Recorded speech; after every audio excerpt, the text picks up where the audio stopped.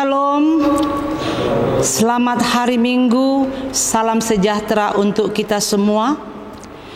Saudara-saudara yang dikasihi Tuhan, marilah kita memulai kebaktian kita hari ini, hari Minggu, tanggal 24 Oktober 2021. Minggu kita hari ini disebut Minggu ke-21 sesudah Trinitatis. Sebelum kita memulai, baiklah kita satukan hati dan pikiran kita. Kita masuk dalam saat teduh. Saat teduh dimulai.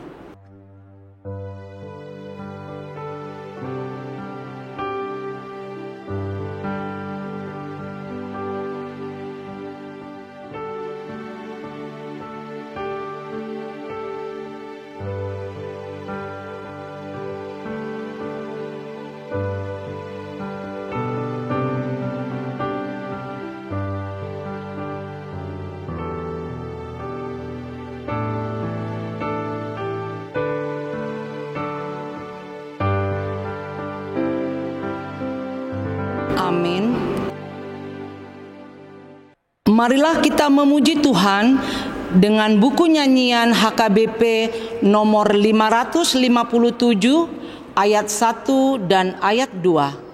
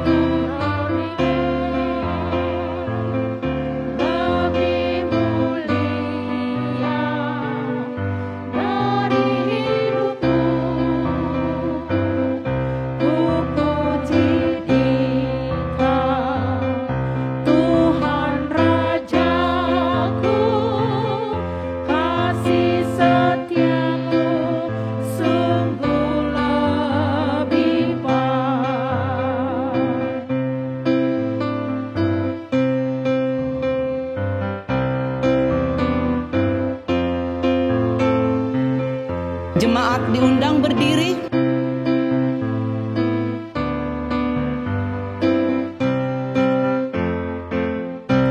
Kasih setiamu sungguh lebih baik, lebih mulia dari hidupku, maka bibirku mengatakan dikau. Kasih setiamu sungguh lebih baik.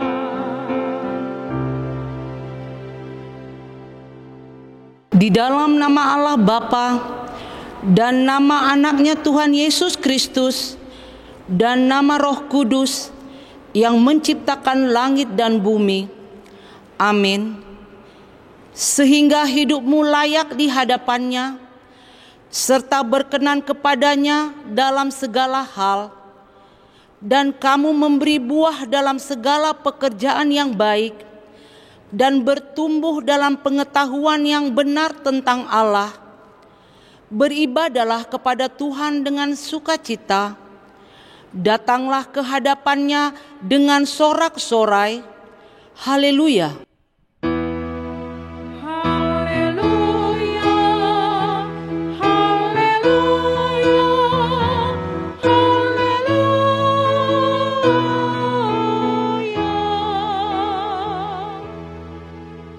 Marilah kita berdoa.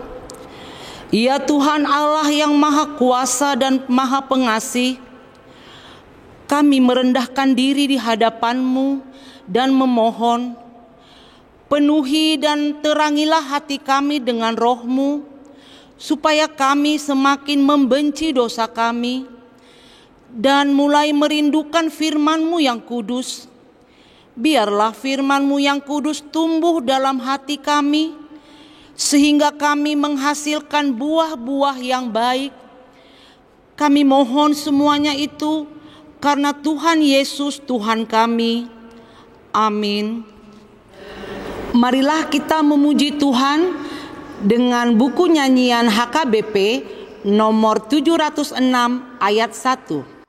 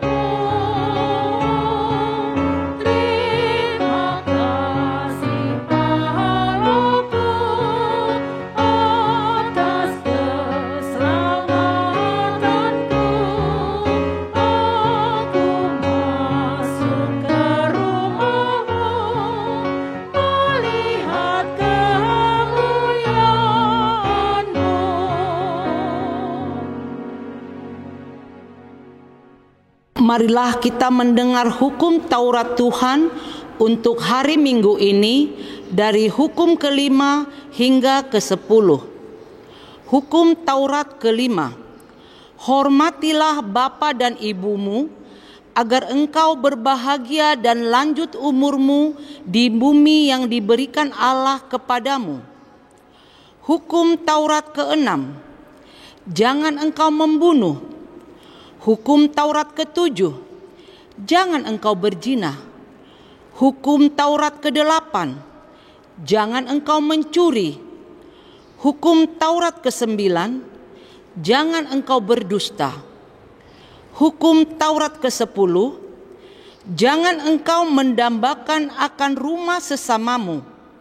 Jangan engkau mendambakan akan istrinya atau pembantunya laki-laki maupun perempuan, ternaknya, atau segala sesuatu milik mereka. Demikianlah hukum Taurat Tuhan. Marilah kita memohon kekuatan dari Tuhan untuk melakukan hukumnya. Ya Tuhan Allah, kuatkanlah kami melakukan yang sesuai dengan hukum-Mu. Amin. Marilah kita memuji Tuhan dengan buku nyanyian HKBP nomor 174 ayat 1 dan ayat 2.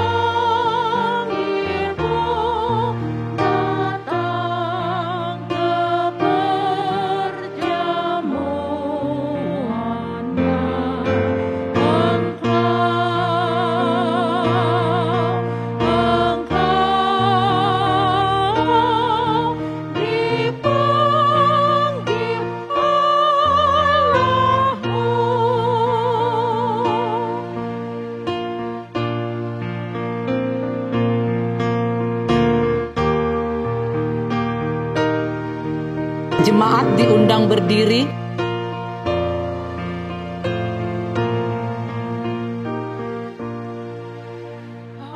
Hatimu patut bersyukur, menyembah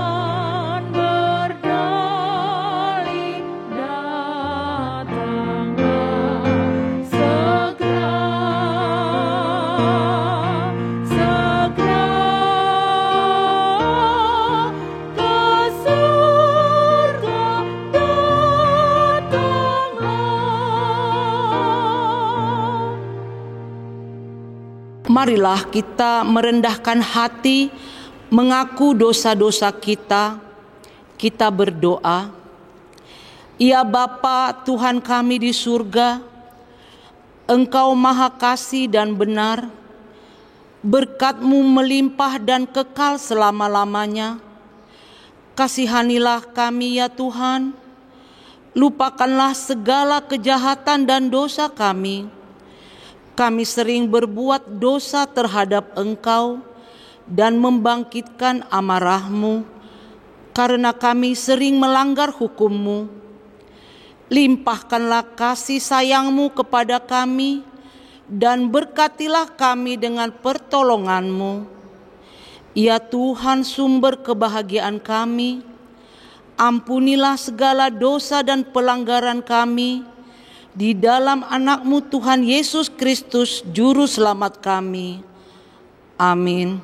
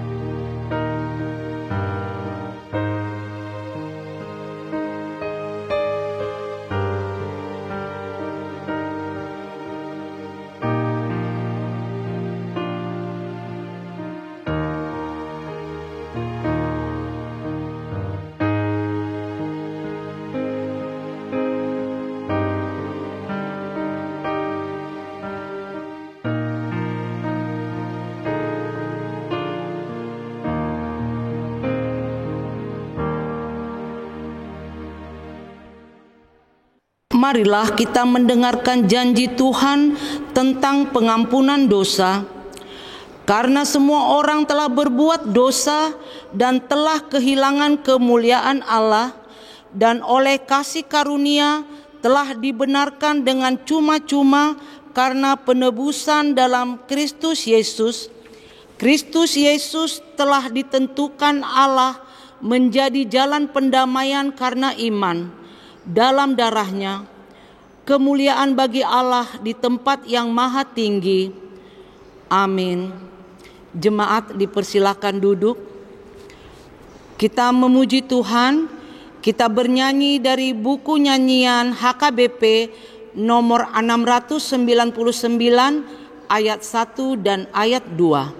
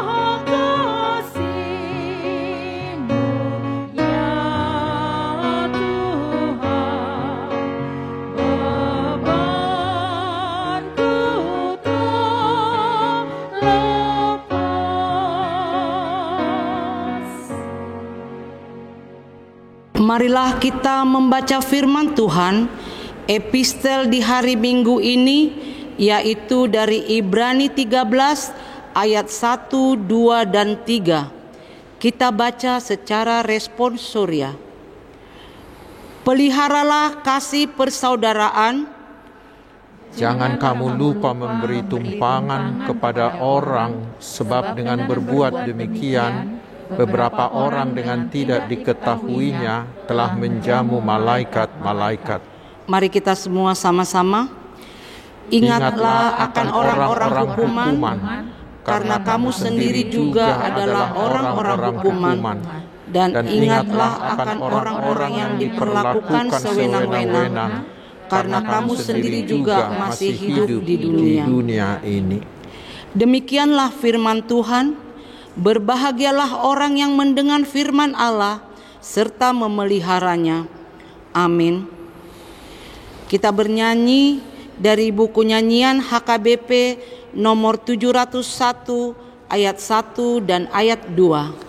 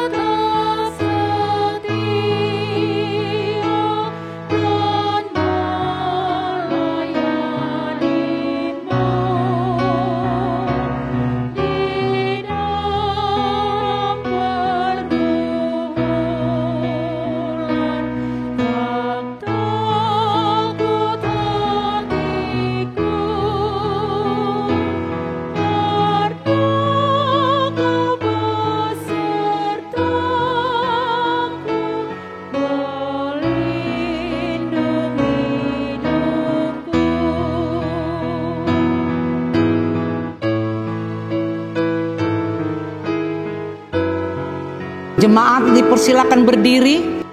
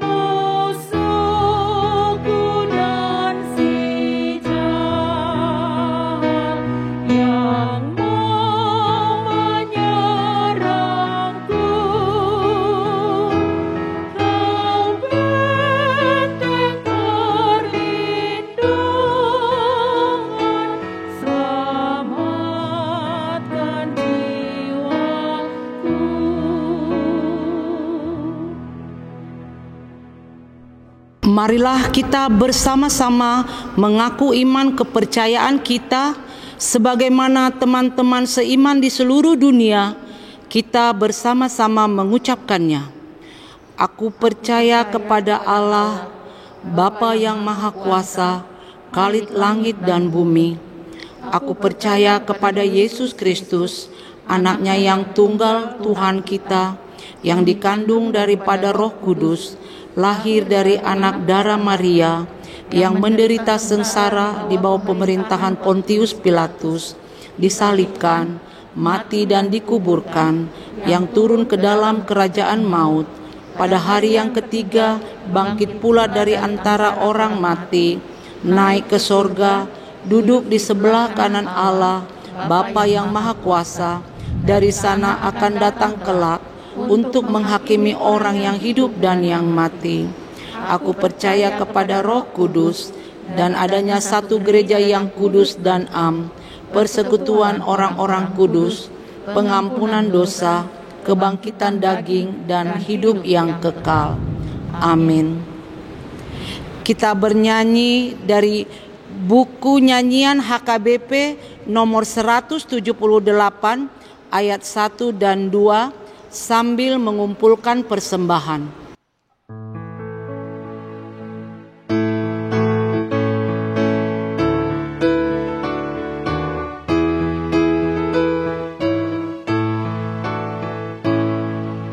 Yesus memanggil, mari segera dengar firman-Nya, hayatilah. Yesus telah datang menyelamatkan, mari percayalah.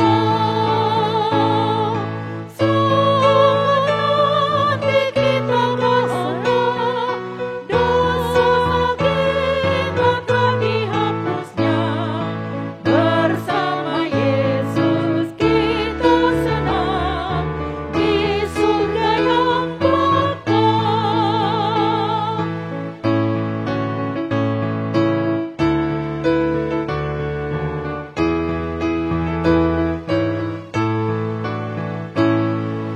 Yesus memanggil, ketahuilah kesalahanmu, dosa semua, hutang dosamu dihapuskan, dibasuh darah-Nya.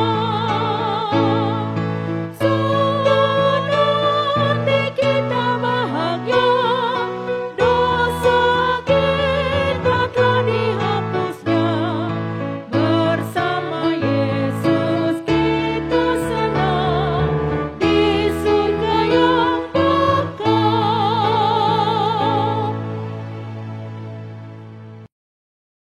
Damai sejahtera Allah yang melampaui segala akal, kiranya mengawal hati saudara-saudara sekalian di dalam Kristus Yesus Tuhan kita.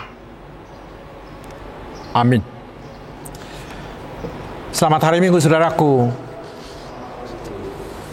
Kita tetap semangat, kita harus tetap bersuka cita karena Tuhan akan menyapa kita pada minggu ke-21 sesudah Trinitatis hari ini, yaitu dari kitab Ulangan pasal 24 ayat 17 hingga 18. Saya bacakan untuk kita. Janganlah engkau memperkosa hak orang asing dan anak yatim. Juga janganlah engkau mengambil pakaian seorang janda menjadi gadai. Haruslah kau ingat bahwa engkau pun dahulu budak di Mesir, dan engkau ditebus Tuhan Allahmu dari sana. Itulah sebabnya aku memerintahkan engkau melakukan hal ini. Demikian firman Tuhan. Saudaraku yang dikasihi Tuhan Yesus Kristus, kita tahu bahwa kitab Ulangan ini adalah pidato perpisahan Musa karena tanah Kanaan sudah dekat, sementara Musa tidak diperbolehkan Tuhan memasuki Kanaan. Di kitab Ulangan ini Musa mengulangi semua perjanjian antara Israel dengan Allah Yahweh, dan di sana Israel berjanji bahwa mereka harus melakukan setiap hukum Tuhan yang sudah mereka terima bila mereka sudah tiba di Kanaan. Mengapa mereka harus melakukannya? Karena untuk itulah Tuhan berkenan melepaskan mereka dari perbudakan Mesir. Dan itulah tujuan Allah memilih Israel menjadi umatnya, yaitu agar Israel itu berbeda, bahasa Batak ngamadok tadi, dari bangsa-bangsa lain. Dan yang membedakan mereka dari bangsa lain adalah bila mereka mau melakukan hukum Tuhan itu. Dengan jalan itulah Tuhan akan menggunakan Israel sebagai alat di tangan Tuhan untuk membawa keselamatan dari dosa bagi seluruh bangsa. Saudaraku, bagi kita juga, itulah juga tujuan Tuhan mengangkat kita menjadi orang-orang Kristen, menjadi anak-anak, menjadi umat Tuhan yang sudah percaya kepada Tuhan Yesus Kristus. Tuhan menginginkan kita bukan hanya melakukan ritual di sekitar gedung gereja kita, bukan. Tetapi Tuhan menginginkan agar iman kita nampak dalam perbuatan keseharian kita, dalam semua aspek kehidupan kita, dalam semua detik kehidupan kita. Seperti sudah kita dengarkan pada khotbah minggu yang lalu. Itulah yang kita sebut sebagai ibadah kehidupan. Itulah yang bisa dilihat orang, itulah yang bisa dirasakan orang. Dari situlah, dari melakukan firman Tuhan itulah kita, orang-orang lain melihat keperbedaan kita. Melihat mamereng hatadiota. Dari situlah orang lain melihat bahwa Allah yang kita sembah itulah Allah yang sejati, Allah yang sebenarnya, Allah yang layak dipercaya dan diikuti, sehingga mereka mau datang ikut dengan kita menjadi murid-murid Tuhan Yesus. Itulah penginjilan dengan gaya hidup. Itulah penginjilan dengan melakukan firman Tuhan. Dan salah satu dari buah iman yang harus kita nampakkan, seperti yang dituliskan, dimuat dalam nats hari ini, adalah sikap kita, perilaku kita terhadap orang miskin, terhadap para yatim dan juga para janda. Mari kita coba telaah lebih lanjut. Di ayat 17 dikatakan dalam bahasa Indonesia sehari-hari, jangan merampas hak orang asing dan anak yatim piatu. Dan jangan mengambil pakaian seorang janda untuk jaminan. Bahkan lebih keras lagi, Tuhan di pasal 27 ayat 19 Tuhan mengatakan, terkutuklah orang yang memperkosa hak orang asing, anak yatim dan janda. Mengapa, saudaraku? Karena di banyak bangsa lain, ketiga kelompok inilah yang sangat sering menjadi korban pemerkosaan hak secara hukum.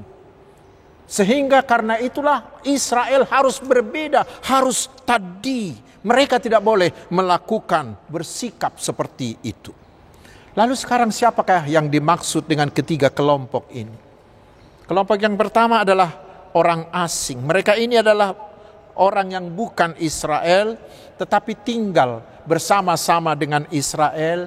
Mungkin mereka adalah pedagang, buruh upahan, tawanan perang, atau mungkin juga adalah penduduk Kanaan, penduduk asli Kanaan yang tidak diusir, atau juga orang-orang yang sekedar singgah di tanah Kanaan. Bagi bangsa lain, golongan ini harus diusir. Mereka ini bisa diperlakukan dengan sekehendak hati, bahkan bisa dibunuh. Tetapi sebagai bangsa Allah, Israel harus tampil beda. Di beberapa ayat yang lain dikatakan Israel tidak boleh merampas hak milik dari orang-orang asing ini, tidak boleh mengusir mereka. Tetapi justru Tuhan memerintahkan agar Israel memperlakukan orang-orang asing ini sebagai saudara. Dan di kitab Ulangan pasal 1 ayat 16, Tuhan memerintahkan agar para hakim-hakim Israel benar-benar memperhatikan perkara dari orang-orang asing ini. Demikian juga dengan kelompok yang kedua, yaitu para yatim. Mereka ini adalah anak-anak yang tidak lagi punya ayah. Di bangsa-bangsa lain, kelompok ini bisa dipermainkan oleh kerabat-kerabatnya. Bisa saja hak-hak mereka dirampas oleh kerabat-kerabat lainnya. Demikian juga dengan kelompok yang ketiga, yaitu para janda. Mereka ini adalah kelompok yang tidak lagi mempunyai suami yang bisa membela haknya. Dan oleh karena kemiskinan, para janda ini sering menggadaikan pakaiannya. Biasanya selimut mereka untuk memperoleh modal usaha. Lalu dia akan menebusnya di sore hari, karena pakaian itu akan dipakainya menjadi selimut tidurnya dan bagi anak-anaknya. Tetapi bila dia tidak punya uang, maka pakaian itu akan ditahan oleh si pemilik modal. Itu berarti si janda itu dan anak-anaknya akan tidur kedinginan tanpa selimut. Itulah yang biasa dilakukan oleh bangsa-bangsa lain.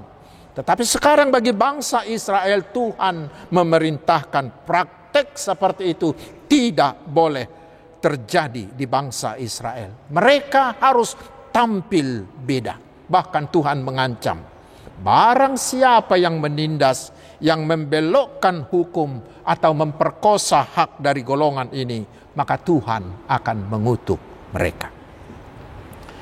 Lalu sekarang berikutnya saudaraku, mengapa Israel harus tampil beda dengan memperlakukan mereka seperti itu? Yaitu karena Israel harus sadar dan harus tetap mengingat bahwa mereka juga dahulu adalah bangsa budak di Mesir yang sedikit pun tidak punya harga diri, tidak punya kebebasan, dan tidak punya hak secara hukum. Semua hak-hak mereka diambil oleh Firaun dan mereka diperlakukan dengan semena-mena. Tetapi hanya oleh karena inisiatif Allah yang didorong oleh kasih-Nya yang tak terhingga itu, maka Tuhan mau membebaskan bangsa Israel dengan tangan yang kuat dari tangannya Firaun. Mereka dibebaskan menjadi bangsa yang merdeka dan mereka sekarang mempunyai harkat, martabat kemanusiaan yang penuh. Mereka punya hak secara hukum. Karena itulah bila Tuhan sudah membebaskan mereka, maka mereka wajib membebaskan. Mereka wajib menjamin harkat dan kebebasan semua orang, terutama orang-orang asing, para yatim dan para janda. Mereka tidak boleh melupakan itu. Wajib hukumnya. Dan itu harus nampak dalam praktek di hidup keseharian mereka. Mereka dibebaskan untuk menjadi pembebas bagi sesama mereka. Itulah yang membuat mereka berbeda dari bangsa lain. Sekarang saudaraku, mari kita coba ambil beberapa hal yang bisa menjadi renungan bagi kita. Yang pertama, kita juga harus menyadari bahwa kita sudah dibebaskan oleh Tuhan Yesus dari perbudakan dosa dan perbudakan iblis melalui pengorbanannya di kayu salib. Dan itulah yang diinginkan oleh epistel tadi. Diingatkan oleh epistel yang tadi. Bahwa kita dahulu adalah orang hukuman yang diperlakukan sewenang-wenang oleh dunia. Yang dikomandoi oleh si iblis ini. Tetapi sekarang kita sudah dibebaskan dari semuanya itu oleh Tuhan Yesus. Ketika kita mau percaya menerima Tuhan Yesus menjadi Tuhan dan Juru Selamat bagi kita. Tetapi saudaraku, itu tidak boleh hanya dalam perkataan, tidak boleh disimpan dalam hati, tidak boleh hanya dalam perasaan saja, tetapi harus nampak, harus terlihat dalam tindakan, dalam perbuatan, dalam perilaku kita sehari-hari. Dan itu yang bisa dilihat orang. Yakobus 2 ayat 17 mengatakan, iman tanpa perbuatan adalah mati. Perbuatan itulah yang membuktikan bahwa kita ini benar-benar beriman, benar-benar murid Tuhan Yesus. Iman dalam perbuatan itulah yang membuat kita menjadi sempurna, yang membuat kita menjadi berbeda dari orang lain. Itu ditekankan oleh Tuhan Yesus di Matius 5 ayat 47 hingga ayat 48. Dan apabila kamu hanya memberi salam kepada saudara-saudaramu saja, apakah lebihnya daripada perbuatan orang lain? Bukankah orang yang tidak mengenal Allah pun berbuat demikian? Karena itu, haruslah kamu sempurna, sama seperti Bapamu yang di sorga adalah sempurna. Tuhan Yesus menginginkan agar kita bukan hanya menjadi muridnya yang biasa-biasa saja, yang setara, yang sama dengan orang kebanyakan, tidak. Tetapi Tuhan Yesus ingin lebih. Tuhan Yesus ingin kita harus berbeda jauh, yaitu harus sempurna. Mengapa? Karena Tuhan kita Yesus Kristus adalah Juru Selamat yang sempurna. Tidak ada yang bisa menyamai Dia. Karena itulah hal yang kedua dari nats ini, iman itu harus nampak dalam tindakan, dalam hidup keseharian kita. Sekali lagi, hidup kita itulah yang dilihat orang. Orang akan mengagumi kehebatan Tuhan Yesus kita bukanlah dari indahnya dogma atau ajaran kita. Bukanlah dari hebatnya ibadah kita atau megahnya gedung-gedung gereja kita, sama sekali bukan. Tetapi orang akan mengagumi Tuhan kita Yesus Kristus dari cara hidup, dari orang-orang yang percaya kepadanya. Itulah yang dikatakan oleh firman Tuhan di 2 Korintus 3 ayat 2. Bahwa kita ini adalah surat terbuka dari Kristus yang bisa dibaca semua orang. Dan salah satunya dari sana adalah sikap kita terhadap orang miskin, kepada yatim piatu, kepada para janda. Sikap kita terhadap mereka yang kurang beruntung, yang kurang berdaya, baik secara hukum, secara sosial maupun ekonomi. Terutama bagi mereka, korban-korban ketidakadilan. Sikap kita terhadap mereka yang tertindas, kepada korban persekusi, terhadap korban bullying. Saudaraku, kita berterima kasih karena Tuhan memberi kita pemerintah yang sudah berusaha membuat hukum menjadi panglima. Kita sudah melihat adanya usaha pemerintah kita membuat pemerataan ekonomi dan kesetaraan semua orang di depan hukum. Kita melihat usaha untuk bertindak adil. Kita juga mensyukuri ketika semakin banyak orang yang berusaha untuk menegakkan keadilan dan kebenaran dengan mau membela secara sukarela mereka-mereka korban kecurangan hukum, korban-korban ketidakadilan. Namun harus kita akui memang belum seluruhnya sempurna. Masih ada orang yang belum mendapatkan haknya. Masih ada orang yang dicurangi, yang tertindas secara hukum. Coba lihat pencuri semangka dihukum lebih berat dari koruptor yang korupsi miliaran atau triliunan rupiah. Juga kita melihat kebebasan beragama belum terjamin sepenuhnya karena masih ada tempat ibadah yang dibakar, yang ditutup tanpa pembelaan yang memadai. Demikian juga di bidang ekonomi memang kita mensyukuri pemerintah kita sudah berusaha keras untuk meningkatkan kesejahteraan semua rakyat bangsa ini. Namun selalu saja ada orang yang kurang beruntung secara ekonomi. Terutama di masa pandemi ini banyak orang yang kehilangan pekerjaan, kehilangan pendapatan. Banyak orang yang menjadi jatuh miskin. Kita bersyukur karena pemerintah kita cepat tanggap memberi ragam bantuan. Demikian juga semua anak bangsa ini, juga para gereja-gereja yang ada di Indonesia langsung bertindak dan membantu untuk mengurangi beban-beban mereka. Karena itulah saudaraku, sebagai umat tebusan Tuhan Yesus, kita harus di garis depan untuk memperjuangkan, untuk mengusahakan kesejahteraan dan keadilan bagi semua orang, terutama bagi mereka yang kurang beruntung itu.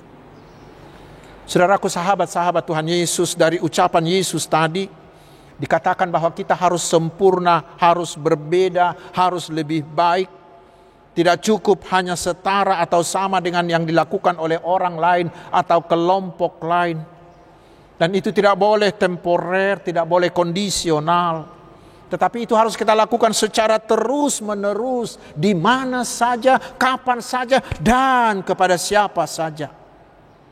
Mari kita ingat perumpamaan Tuhan Yesus di Matius 25 mulai dari ayat 3 hingga ayat 46 yang mengatakan bahwa kelak ketika Yesus datang kedua kali, kita akan dihakimi bukanlah menurut berapa megahnya gedung ibadahmu atau seberapa banyak uang dikumpulkan oleh gerejamu, bukan.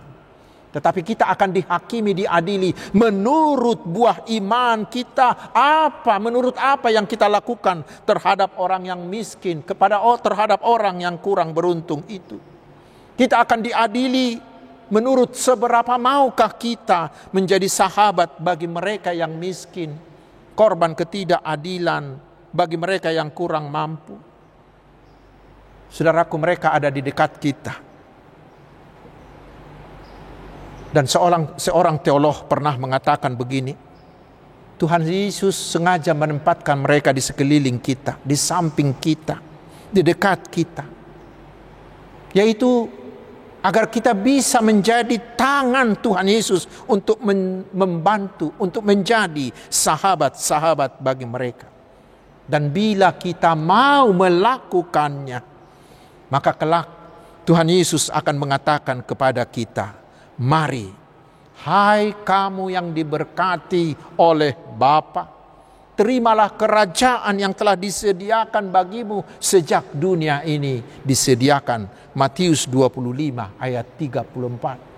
Tetapi sebaliknya kepada mereka yang tidak melakukannya, Yesus akan mengatakan, enyahlah dari hadapanku, hai kamu orang-orang yang terkutuk. Enyahlah ke dalam api yang kekal, yang telah sedia untuk iblis dan malaikat-malaikatnya. Matius 25 ayat 41. Karena itu saudaraku, sebagai umat Tuhan, mari tampillah berbeda dari orang lain. Karena kita adalah orang-orang yang sudah dibebaskan Tuhan Yesus. Kita harus tampil beda melalui tindakan iman. Melalui iman yang dilakukan. Melalui iman yang nampak dalam perbuatan. Yaitu mau menjadi sahabat bagi mereka yang miskin. Bagi mereka para yatim. Bagi para janda. Bagi mereka korban ketidakadilan dan yang berkekurangan. Tuhan Yesus memberkati kita. Amin. Mari kita berdoa. Terima kasih Tuhan atas firman-Mu. Berilah kami kekuatan melalui Roh Kudus-Mu agar kami mau tampil beda melalui perbuatan iman. Yaitu mau menjadi sahabat bagi mereka korban ketidakadilan, yang miskin, yang berkekurangan. Kami memohon ya Tuhan, berilah keadilan bagi korban ketidakadilan. Curahkanlah berkat-Mu bagi mereka yang miskin. Cukupkanlah segala yang dibutuhkan mereka yang berkekurangan. Karena Engkau adalah Gembala Agung kami. Tuhan Bapa di sorga, berikanlah hikmat-Mu bagi pemerintah kami. Agar mereka terus berusaha mensejahterakan rakyat. Terutama yang menjadi korban pandemi ini. Juga agar mereka terus berusaha mengusahakan keadilan bagi semua orang. Dan juga melakukan pemerataan pembangunan di semua bidang. Berkatilah kami satu persatu ya Tuhan. Beri kami hikmat-Mu sehingga kami mampu menghadapi segala macam pergumulan dan keadaan hidup kami ini. Cukupkanlah segala kebutuhan kami. Dan berilah kami keberhasilan atas seluruh pekerjaan, seluruh usaha, seluruh bisnis, pelayanan ataupun studi kami. Sembuhkanlah segala penyakit kami. Kuatkanlah kami dalam setiap pergumulan. Berikanlah pekerjaan yang cocok dan layak bagi kami, yang menjadi tangan Tuhan untuk mencukupkan kebutuhan keluarga kami. Ya Tuhan, tunjukkanlah jodoh bagi anak-anak kami yang merindukannya. Berilah juga kelahiran anak bagi keluarga yang sudah lama menginginkannya. Berkatilah setiap keluarga agar tetap saling mengasihi. Berkatilah anak-anak kami yang belajar secara tatap muka, agar mereka tetap sehat. Berkatilah semua para pendidik mereka. Berkatilah mereka yang berulang tahun pernikahan. Biarlah mereka tetap ingat akan janji pernikahannya. Berkati jugalah mereka yang berulang tahun kelahiran. Berilah mereka umur panjang dan hikmat untuk menggunakan hari-hari hidupnya memuliakan nama-Mu saja. Terima kasih Bapa yang baik. Hanya di dalam nama Tuhan Yesus Kristus kami berdoa dan memohon. Amin.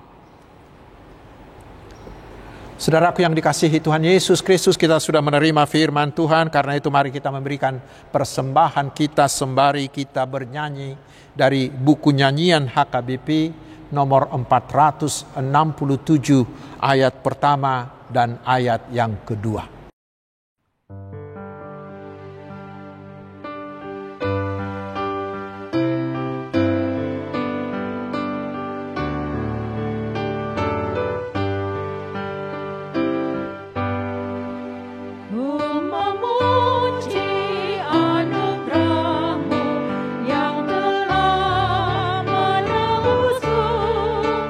Dan sucikanlah hatiku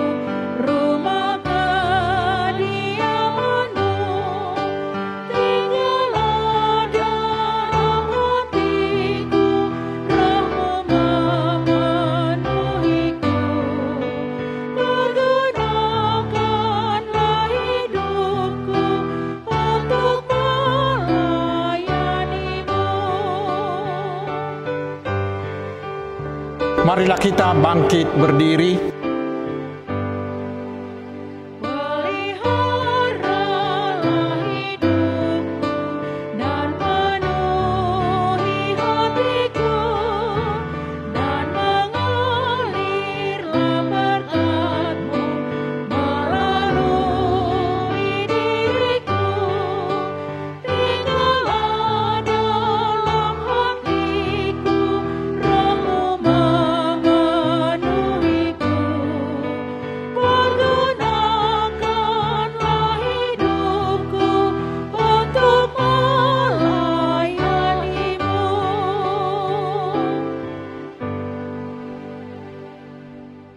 Marilah kita berdoa untuk menyerahkan persembahan ini kepada Tuhan.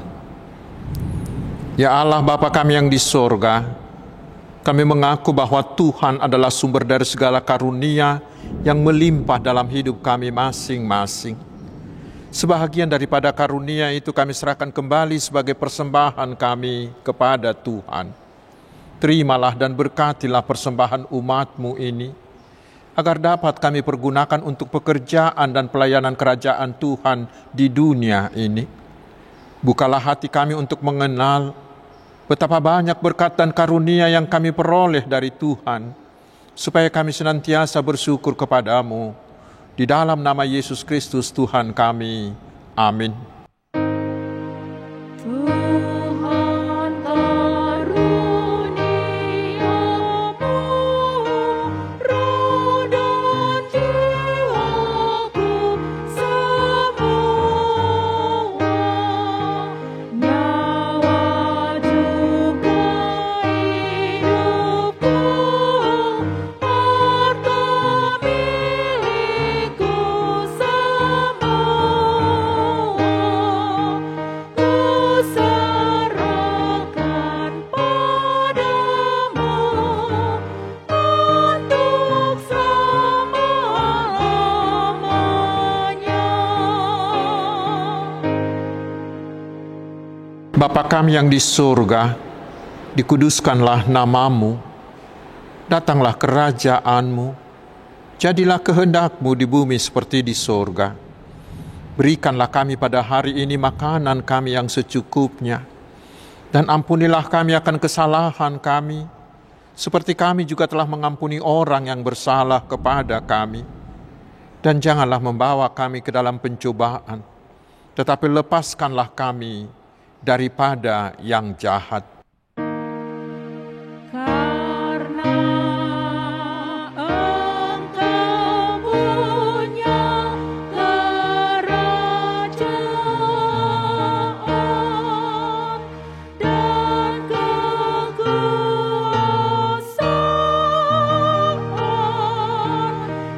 dan kemuliaan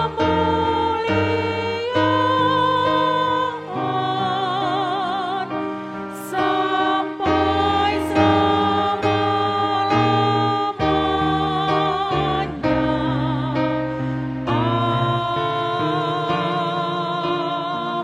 Amin. Terimalah berkat Tuhan.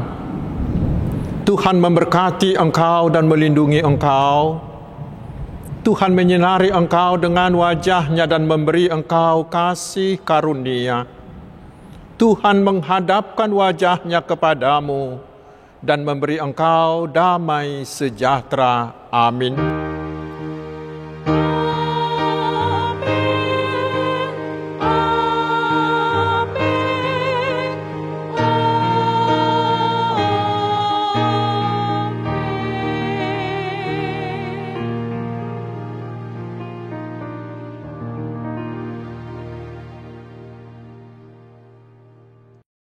Selamat hari Minggu, Tuhan Yesus memberkati.